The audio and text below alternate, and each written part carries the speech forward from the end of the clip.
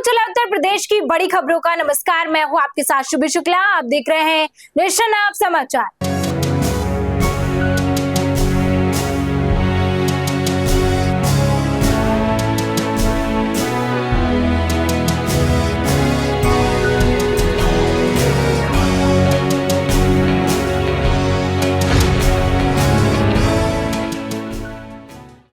Mainpuri police और SOG team को बड़ी कामयाबी मिली है। बिछवा थाना क्षेत्र के नेशनल हाईवे से अंतर्राज्यीय शराब तस्कर को गिरफ्तार किया गया है। आरोपी राजस्थान के बाड़मेर का रहने वाला बताया जा रहा है। पुलिस ने उसके कब्जे से करीब 30 लाख रुपए कीमत की अवैध शराब बरामद की है। पुलिस पूरे नेटवर्क की जांच में जुट गई है और तस्करी से जुड़े अन्य लोगों की तलाश जारी है। देखिए, सूचना मिली थी जिसमें ये एक ट्रक में ये सूचना मिली थी कि भूसे के आड़ में भूसे के साथ छिपाकर अंग्रेज शराब का परिवहन किया जा रहा है। इस सूचना में हमारी बिछवा पुलिस टीम, सर्विलांस टीम और एसओजी की संयुक्त टीम ने कार्रवाई की और उस ट्रक को पकड़ा। ट्रक में जब सामान को देखा गया तो देखा गया भूसे के पीछे अंग्रेजी शराब जो अलग अलग ब्रांड की थी रखी हुई है।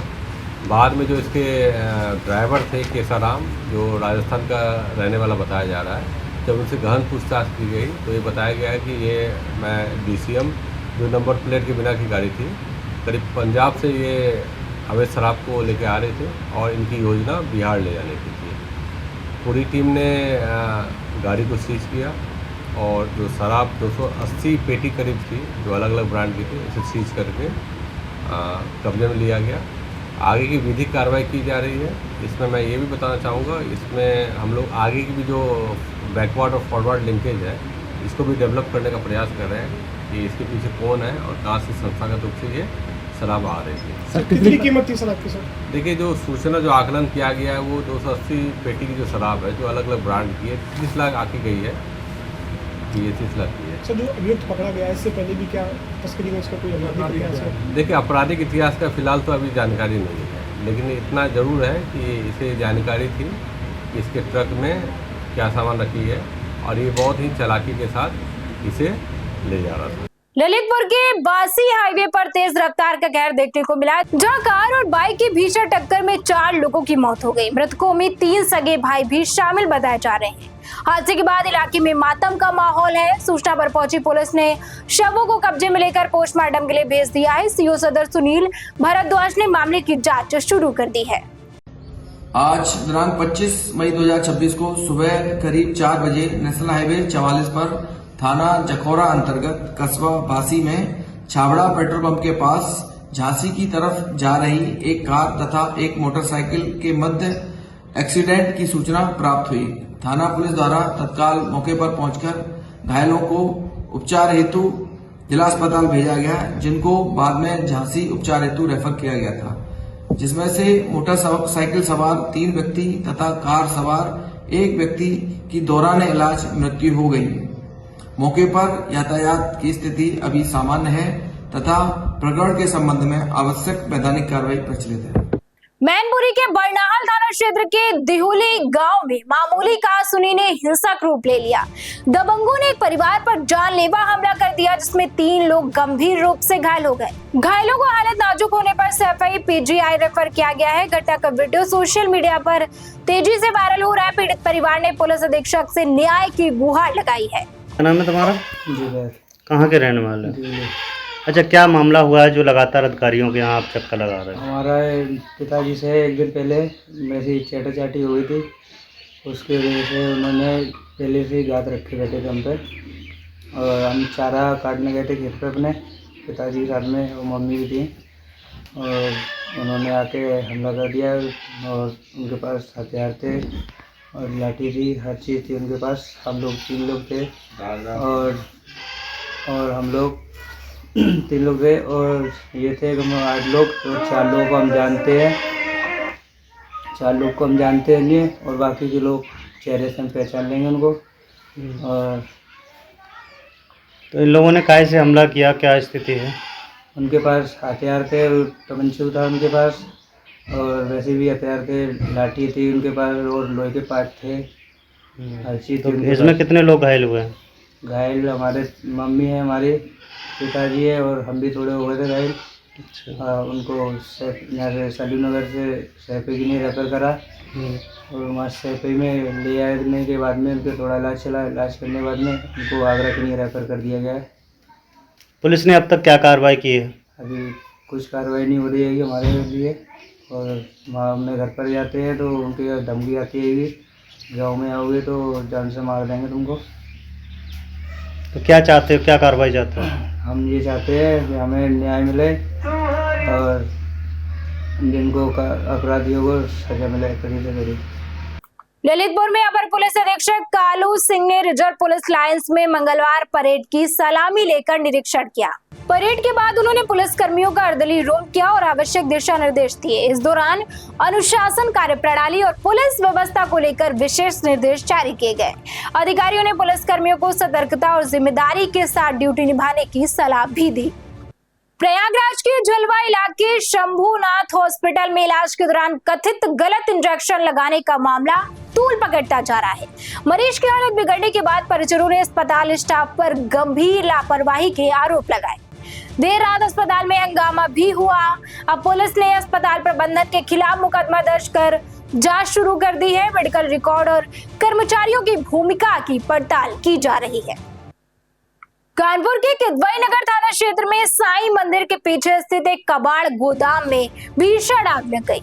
आग ने देखते ही देखते विकराल रूप धारण कर लिया, जिससे पूरे इलाके में अफरा तफरी मच गई। दूर दूर तक धुएं का गुबार दिखाई दिया। सूचना मिलते ही दमकल विभाग और पुलिस की कई टीमें मौके पर पहुंची। फिलहाल आग लगने के कारणों का पता नहीं चल सका है। कानपुर देहात के अकबरपुर कोतवाली क्षेत्र स्थित 12 टोल प्लाजा पर तेज रफ्तार कंटेनर ने खड़ी कार में जोरदार टक्कर मार दी। हादसे में कार बुरी तरह से क्षतिग्रस्त हो गई। हालांकि कार सवार लोग बाल-बाल बच गए। पूरी घटना टोल प्लाजा पर लगे सीसीटीवी कैमरे में कैद हो गई है। पुलिस मामले की जांच में जुट गई और कंटेनर चालक की तलाश की जा रही है। कानपुर देहात के गजनेर थाना क्षेत्र के हिम्मतपुरवा गांव से इंसानियत को शर्मसार कर देने वाला मामला सामने आया है। यहाँ एक पिता ने अपनी ही बेटी को बेरहमी से डंडों से पीटा। बच्ची जमीन पर गिरती रही, लेकिन आरोपी पिता का गुस्सा शांत नहीं हुआ। पड़ोसियों ने घटना का वीडियो बनाकर सोशल मीडिया पर वायरल कर दिया है।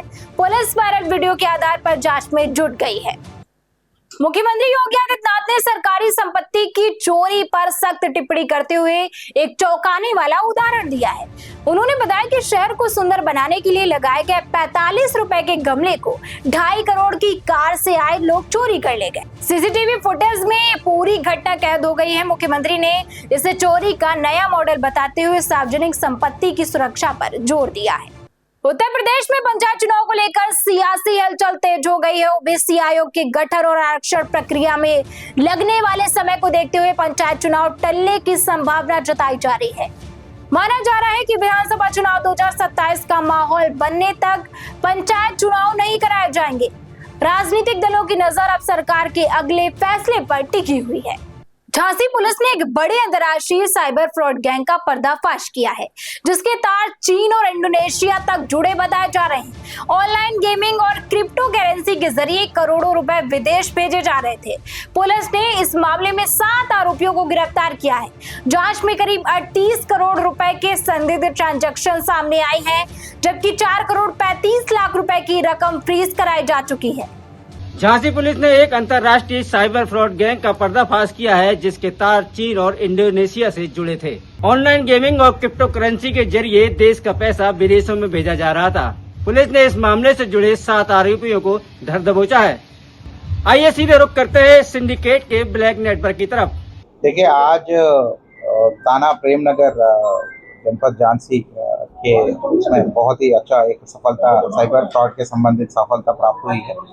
इसके संबंधित आप सभी को अवगत कराना है कि करीब 7 अभियुक्त जो शातिर साइबर फ्रॉड अभियुक्त है, रकीब अहमद पुत्र शरीफ अहमद, ये प्रेमनगर झांसी के निवासी है। सनी अमराया पुत्र चंद्रमोहन, ये सिपरी बाजार झांसी। सोहेल खान पुत्र अफरोज खान, ये थाना प्रेमनगर झांसी। अनुभव सिंह पुत्र राकेश कुमार, थाना प्रेमनगर झांसी। दानिश खान उर्फ नूर पुत्र इकबाल, थाना प्रेमनगर झांसी। सौरभ विश्वकर्मा पुत्र हरिओम विश्वकर्मा, थाना प्रेमनगर झांसी। देवेश कुमार गौतम पुत्र कमल किशोर, थाना प्रेमनगर झांसी। इन सभी को हमने अरेस्ट किया है इनके पास से करीब 8 mobile phone, 1 SIM card, 1 chequebook, 4 ATM card हम लोगों ने बरामद कर लिया। इनके बैंक का करीब 19 बैंक का तो अब तक जो चेक किए गए उसमें से 4,35,64,64,029 रुपए जो है धनराशि हम लोगों ने फ्रीज करा लिया है।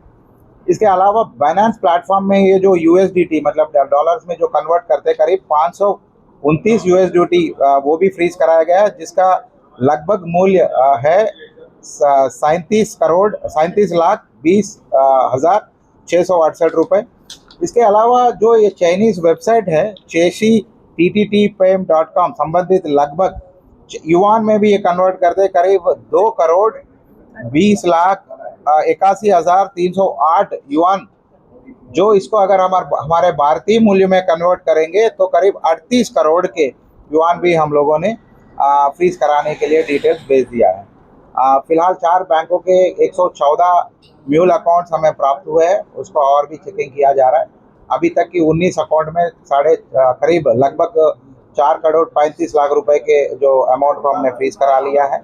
और मेनली ये जो है ऑनलाइन चाइनीज गेमिंग ऐप्स और पोर्टल के माध्यम से ये फ्रॉड अमाउंट को एक वाइट मतलब ये जो जनमानस में यूज़ करने के तरीके से यूज़ करने के लिए ये कन्वर्ट करते हैं, अलग अलग बैंक अकाउंट्स यूज़ करते हैं।